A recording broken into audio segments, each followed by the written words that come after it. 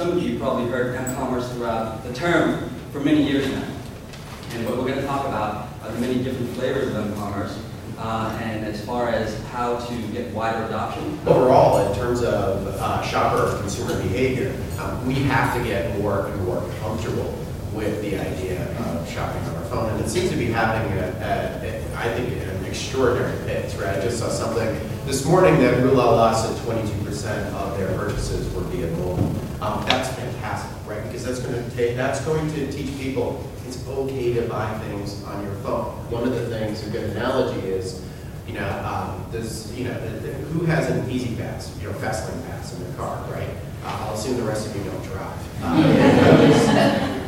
The first time you realize you need one is when you're 24 cars deep and people are going by you at 65. When the same thing happens to you in a store, we gear toward high frequency like grocery and drug and convenience. So when you're in line at Stop and Shop, right, and you're two people deep and the person in front of you is handwriting a check, which you still don't get why they were actually writing a check, right? And they're fumbling for their check cashing card. You're like, why did I pick this line?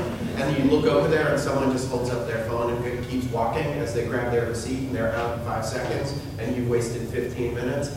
That, I think, that will drive a behavioral change in e-commerce. And taking behavior that people already engage in and turning it into something where, in essence, you're playing off that existing behavior. You're not trying to change behavior. We have a small daily deals business that we acquired, and one of the things that we had seen was there's a small little business out in the North Shore.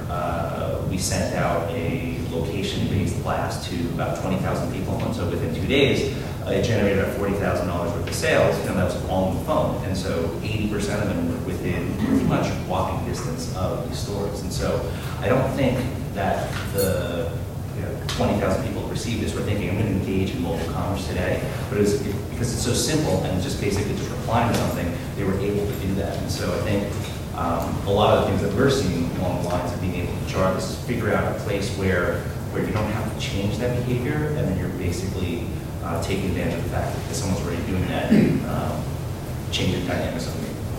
And it's interesting if you look at what's happened we were talking about this yesterday in our panel, in Japan.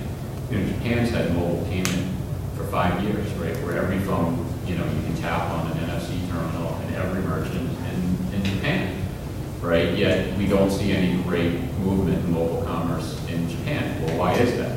Well, because it's really just as easy to use my credit card, right? You're not offering me anything, right? You put nothing, you put no layer on top of the piping.